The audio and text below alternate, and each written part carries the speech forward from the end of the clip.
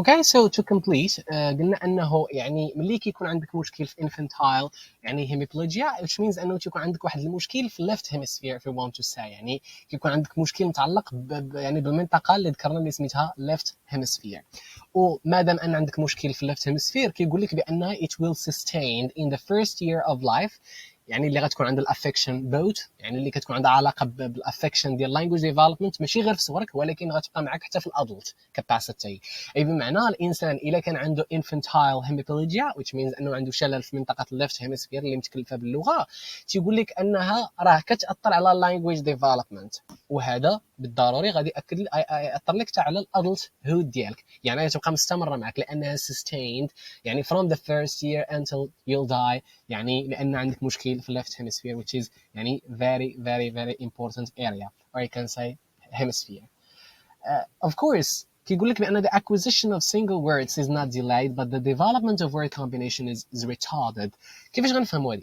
neurolinguists او لا neurosciences تيقول لك science تيقول لك بان الاكوزيشن اوف single words ما عندهاش مشكل. ممكن الانسان واخا يكون عنده مشكل في الليفت هيمسفير اللي متكلف باللغه ممكن يعني يكون عنده كلمات يقدر يتعلم كلمات يعني بطريقه عاديه ويبدا بشويه no problem. لكن the development of language into combinations انك تشد لي words وديرهم into sentences وتكون عندك طريقه الخطاب الى اخره تيقول صعيبه تيقول لك انها متاخره بزاف يعني خاصه واحد الجهد كبير باش تقدر توصل لهذا الديفلوبمنت لان عندك مشكل اللي كيتسمى الانفانتايل هيميبليجيا او لا شلل في منطقه الليفت هيمسفير اللي كتكون حساسه للغه.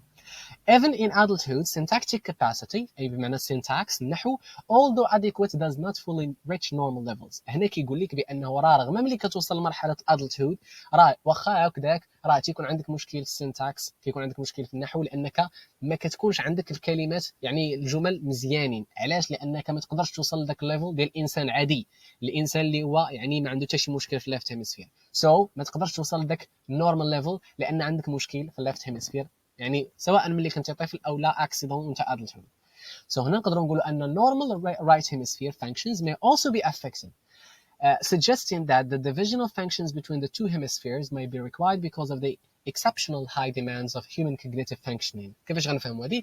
تيقول لك راه رغم واخا تكون عندك ديك الليفت هيمسفير مشلله او لا عندك فيها مشكل راه نقدروا نقولوا ان الرايت هيمسفير يخدم بوحده ماشي مشكل عنده لي فونكسيون ديالو خدامين اللي هو الفص الايمن ديالك في الدماغ ماشي مشكل راه نورمال فونكسيون ديالو مزيانين. لكن تيقول لك الطبيعه البشريه او الطبيعه الانسانيه ديال التفكير اللي هي الكوجنيتيف اوف هيومن بيين لا فونكسيون ديالها كتطلب واحد الجهد كبير. العقل ديالك باش يقدر يفكر تيطلب واحد الهاي ديماند وهاد الهاي ديماند صعيب باش يخدم يعني تهتم به فقط منطقه الفص الايمن اللي هي رايت هيمسفير فانكشنز لا ماشي غير بوحدها اللي يمكن. داكشي علاش كيكون حتى الرايت هيمسفير تيكون فيه شويه الافكشن كيكون عندك حتى تاثير في المنطقه الايمن رغم انها خدامه مزيان. Recent research has demonstrated that the left hemisphere is sensitive to some aspects of language from birth. إذا تيقول لك من هنا كنفهموا أن left hemisphere is more related to language development لأنها كتكون عندها علاقات حساسة باللغة منذ الخلق ديالك أو لا الإنجاب ديالك into this world. Now let's move to another part